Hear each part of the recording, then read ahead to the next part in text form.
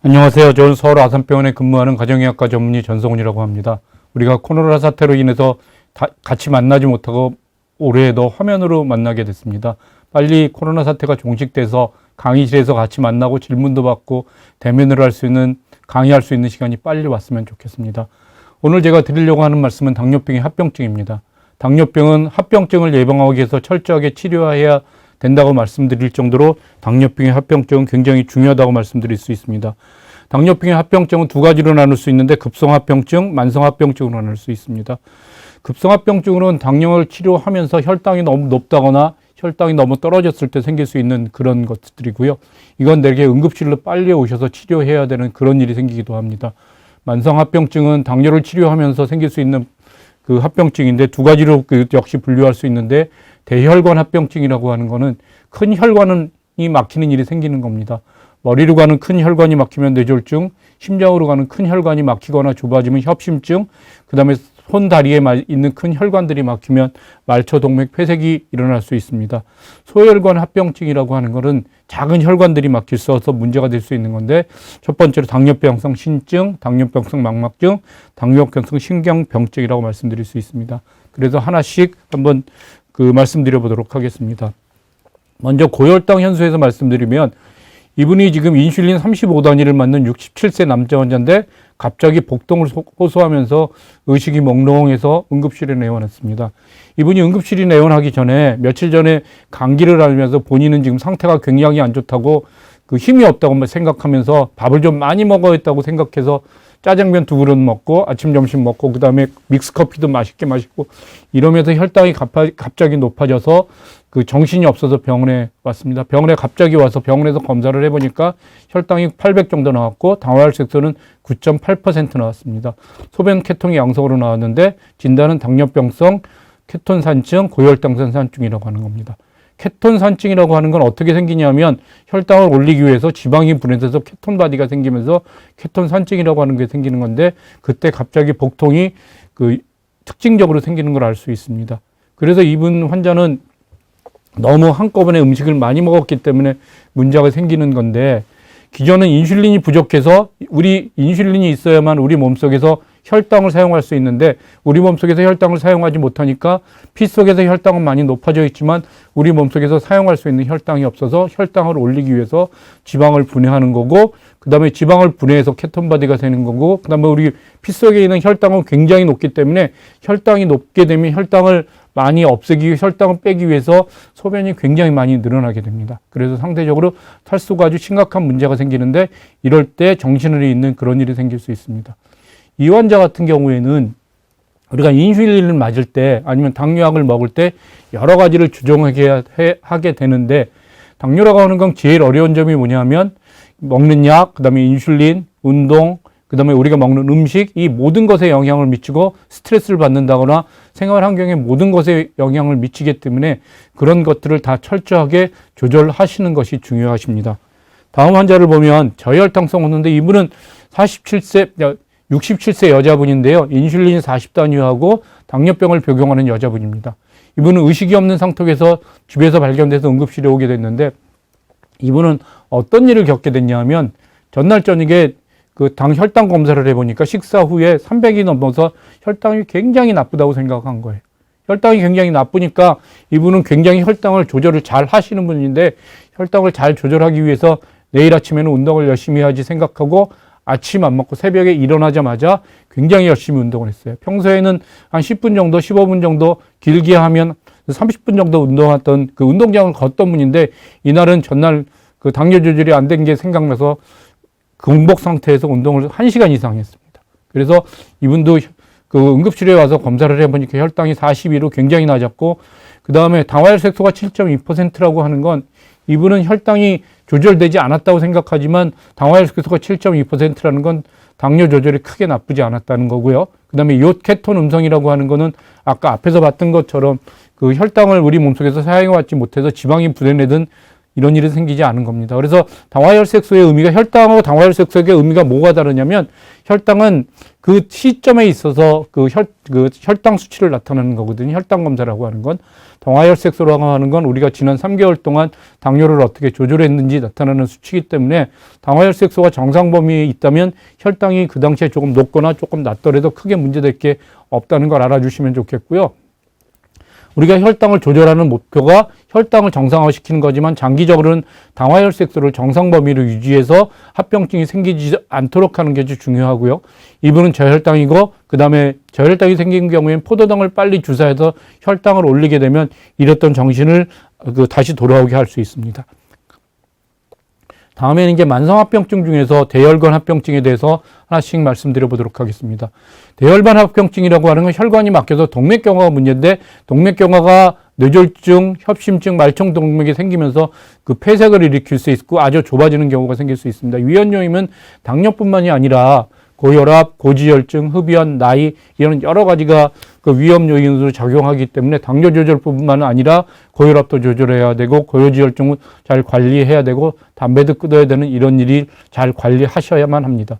당뇨병 환자는 과거에 그 뇌졸중, 협심증에 있는 사람들이 좀 더 많이 그런 일이 생기거든요. 그래서 당뇨 환자들 같은 경우에는 과거에 질병이 있는 분과 동일하게 위험한, 좀 더 위험한 군으로 분류해서 철저하게 관리하는 걸 권해드리고 있습니다.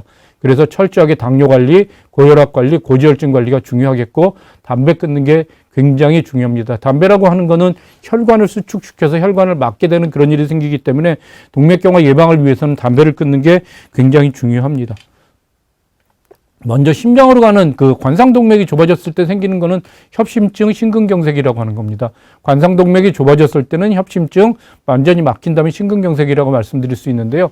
증상이 그 가슴이 심하게 아프거나 호흡곤란이 생길 수 있는데 심근경색이 된다면 30분 동안 굉장히 가슴에 통증이 심하고 식은땀이 뻘뻘 나는 이런 일이 생기는 게 전형적인 증상인데 당뇨 환자에 있어서 제일 어려운 적이 뭐냐면 이런 전형적인 가슴의 통증이나 이런 증상이 없는 경우가 많이 있습니다. 그냥 소화가 안 된다거나 가슴이 약간 불편하다고 했는데 나중에 심각한 그 심근경색으로나 협심증으로 진단되는 경우를 볼 수 있습니다.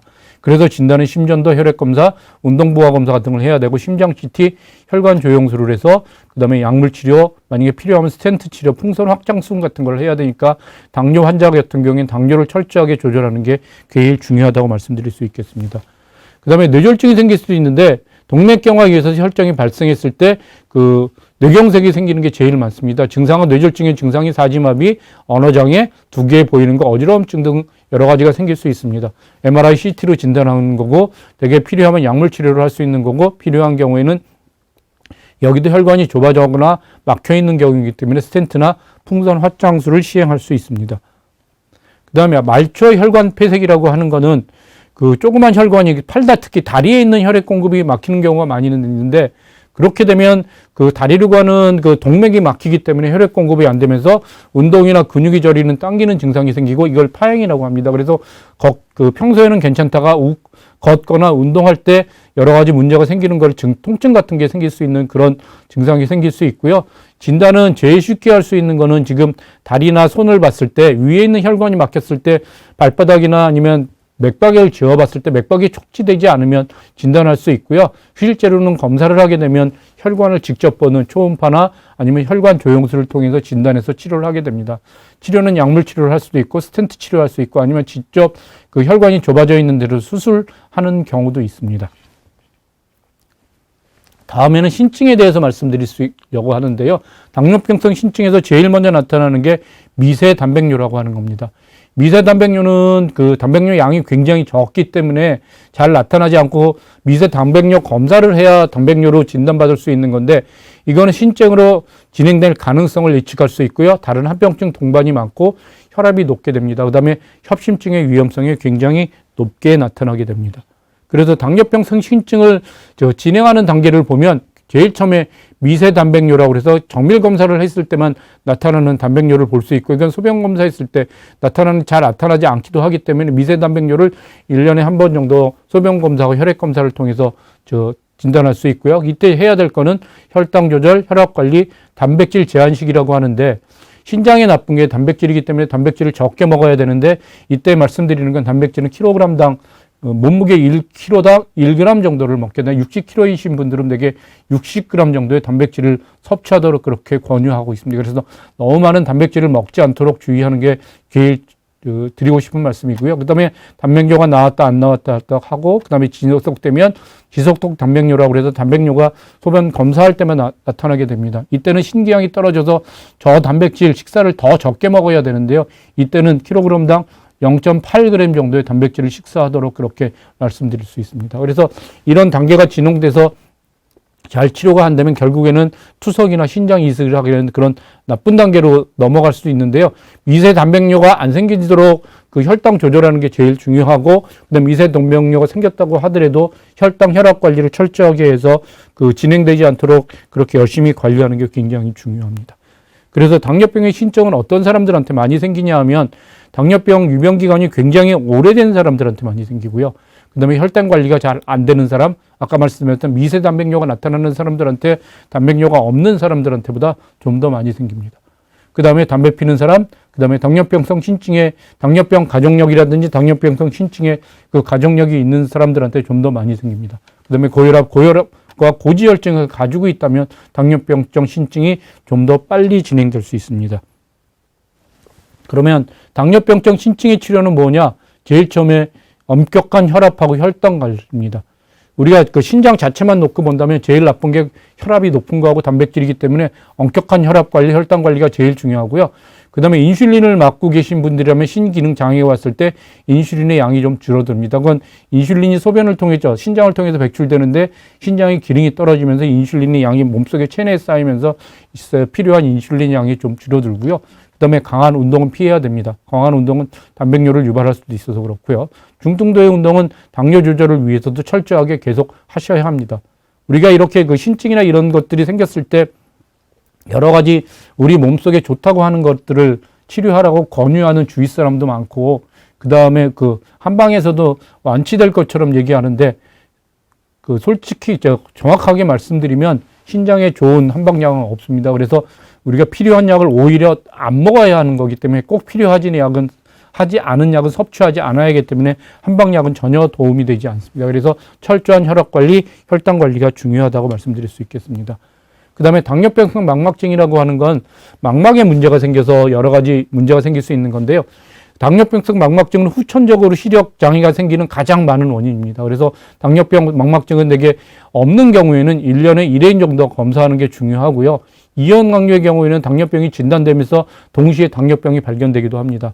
우리가 건강검진에서 무산동으로 하는 안조 촬영을 하기도 합니다. 근데 그 건강한 사람들한테는 문제가 없겠지만 당뇨가 있는 분들한테는 이것만 가지고는 좀 부족한 면이 있습니다. 그래서 저 뒤에가 잘 안 보이는, 경밀하게 안 보이는 면이 있기 때문에 건강검진할 때 하는 안조 촬영보다는 안과에서 하는 안과 직접 망막을 들여다볼 수 있는 검사를 하시도록 그렇게 해주시면 좋겠고요. 그 다음에 백내장의 비율이 좀 높게 나타나는 것 같고, 악화 요인은 고혈압이나 고지혈증이 있을 때 좀 더 악화될 수 있습니다. 그 다음에 당뇨병성 신경증은 뭐냐면 발바닥이 저리고 그 다음에 통증이 생기는 걸 말씀드리고요. 그 다음에 발의 정기적인 진찰이 굉장히 중요합니다.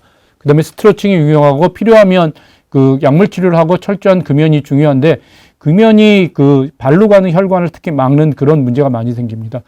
그 당뇨병성 신경증은 신증이나 그 다음에 그 망막증하고 달리 초기에도 나타날 수 있어서 당뇨병 초기에 많은 치료를 할 수 있는 경우가 필요할 수 있으니까요. 만약에 생긴다면 약물 치료를 병행할 수 있도록 그렇게 해주시면 좋겠습니다. 그 다음에 이제 제가 당뇨병성 족구경변이라서 말씀드릴 수 있는데, 이게 중요한 게 뭐냐면 당뇨에서 상처가 생겨서 혈관 합병증이나 신경 합병증이 동반되면, 첫 번째로 혈관 합병증이 동반되면 혈액 공급이 잘 안 되고요. 신경 합병증이 동반되면 통증이나 이런 걸 잘 못 느끼거든요. 그래서 다리에 상처가 생겼는데 그걸 잘 모르고 치료되지 않고, 그 다음에 이게 심한 경우에는 절단하는 경우가 생길 수 있어요. 그래서 우리가 제일 중요한 게 뭐냐면 운동하고 나서나 그 다음에 발에 상처가 생기지 않는지 그런 걸 굉장히 잘 봐야 되고요. 그 다음에 그 발톱 깎을 때 특히 유의하시도록 그렇게 잘 신경 써 주시면 좋겠습니다. 그래서 이제 합병증에 대해서 다 말씀드렸고요. 중요한 몇 가지만 더 말씀드리도록 하겠습니다. 맨 처음에 말씀드리고 싶은 건 식단이에요. 두 가지 식단이 있는데 지금 불균형 식단이라고 해서 이게 나쁜 건 여러분이 아시겠지만 어떤 느끼기에는 여기는 지금 보면 밥, 콩나물국, 시금치, 그다음에 감자볶음, 김치, 그다음에 여기는 감자볶음 대신에 그 갈치튀김이 들어와 있으니까 이게 지금 야채 위주의 그다음에 그런 식단을 했으니까 이게 훨씬 더 좋을 거라고 생각해서 흔히들 이런 음식을 먹게 되고요. 이런 음식이 좀 몸에 나쁠 거다. 뭐 여기 고기 들어가면 더 나쁠 거라고 생각하는데 우리가 당뇨를 떨어뜨리기 위해서는 제일 중요한 게 뭐냐면 그 곡류, 탄수화물을 줄여야 되는데 이 식단에서는 지금 밥하고 감자하고가 탄수화물이에요. 그래서 굉장히 혈당을 급격하게 올릴 수 있는 식당이에요. 여긴 지금 어육류가 없는데 우리 지금 한국 사람들이 먹는 음식에서 제일 부족한 게 뭐냐면 단백질하고 칼슘이거든요. 그래서 여기 지금 부족하다고 불균형적인 식당이라고 들어와 있는 게 뭐냐면 단백질이 전혀 없어요. 그래서 식사를 하게 되면 혈당이 금방 올라가게 되거든요. 그래서 여기 식당은 지금 흰쌀밥, 그 다음에 미역국, 김치, 그 다음에 그 생선구이, 그 다음에 쌈채소가 있어요. 그래서 이게 좀 그 쌈채소가 중요하죠. 생선구이가 중요한 이유가 뭐냐면 단백질이 들어가 있는 거거든요. 그래서 단백질이 들어가 있으면 지금 혈당을 올릴 수 있는 탄수화물은 현재는 밥뿐이 없기 때문에 혈당을 그렇게 올리지 않아요. 그래서 우리가 그 혈당을 관리하는 측면에서 식사에서 가장 중요하게 생각할 게 뭐냐면 식사에 들어있는 단백질의 양이 탄수화물의 양이 얼마나 많은가예요. 현미밥을 먹는다거나 아니면 잡곡밥을 먹는다거나 이랬을 때 그 혈당이 늦게 올라가는 거지 그게 혈당이 천천히 올라가는 거지 안 올라가는 것이 아니기 때문에 그 탄수화물의 양을 줄이는 게 제일 중요합니다. 그래서 여기 들어있는 것처럼 탄수화물, 단백질, 그 다음에 채소류 이게 골고루 들어있는 음식을 드시도록 하시고요. 그 다음에 우리가 피했으면 하는 음식들은 그 혈당을 직접 올리는 그런 음식들을 좀 피했으면 하는데 거기에 종류와 탄수화물이 굉장히 많이 들어있는 그런 음식인데 첫 번째로는 하얀 쌀밥, 그 다음에 그 밀가루로 만든 거 설탕이 많이 들어있는 걸 피하셨으면 좋겠고요.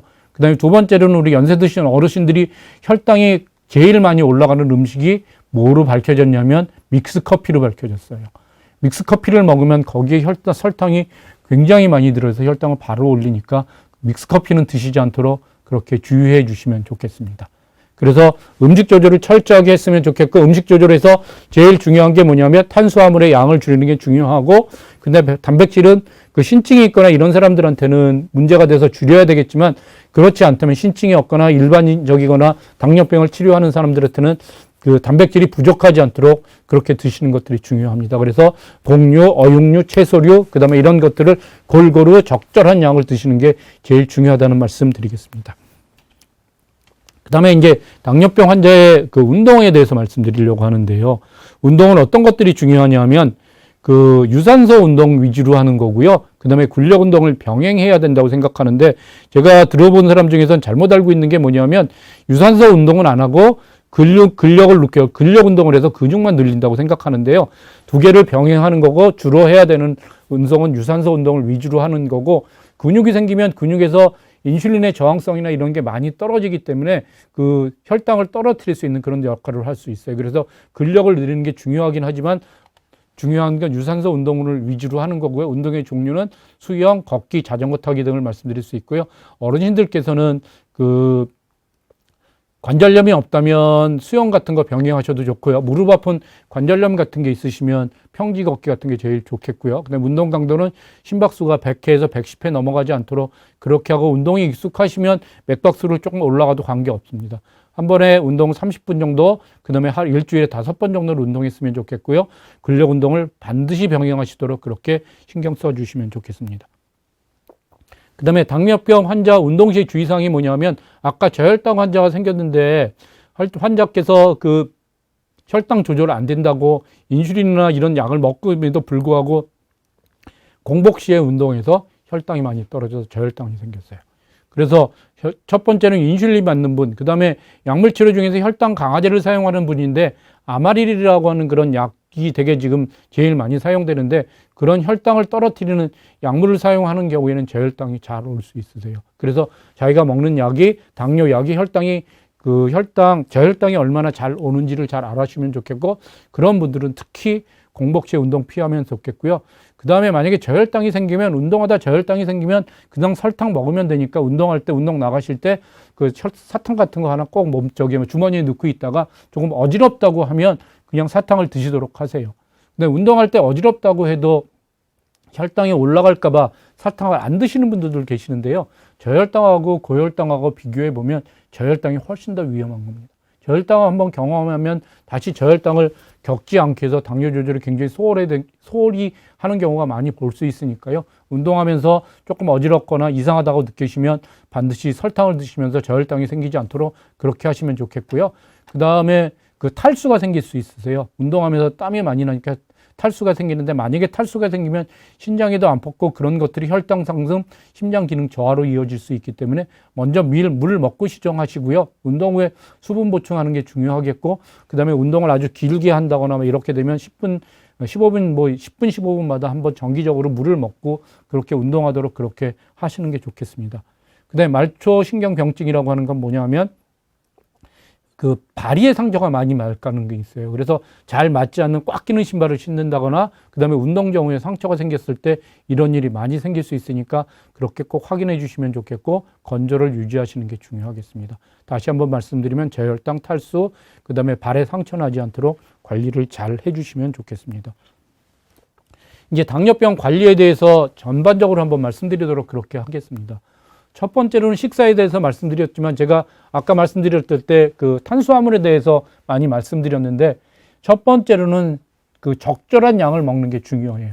많게 먹으면 안 됩니다. 당뇨병 병원에서 입원하시면 하루에 몇 칼로리 이렇게 지정해 주는데, 이게 보면 되게 마음껏 먹는 게 아니라 조금 부족합니다. 그래서 적은 양 먹는 게 중요하고, 그 다음에 규칙적으로 섭취해야 합니다. 이게 지금 언제 아침에 먹었다, 점심 먹었다, 이거를 정기적으로 먹어야만 우리가 혈당이 그렇게 크게 거기에 맞춰서 약 처방하고 거기에 맞춰서 그 문제 없도록 관리할 수 있으니까 너무 많이 먹지도 않고 규칙적으로 섭취했으면 좋겠고요. 그 다음에 같은 양이라도, 그 다음에 탄수화물이라도 건강한 탄수화물을 먹었으면 좋겠고, 그것들이 낮은 낭지수라고 해서 혈당이 빨리 올라가지 않는 그런 것들, 아까 말씀드렸던 혈당이 빨리 올리는 밀가루, 그 다음에 흰쌀밥, 설탕 같은 걸 피하시면 좋겠고요.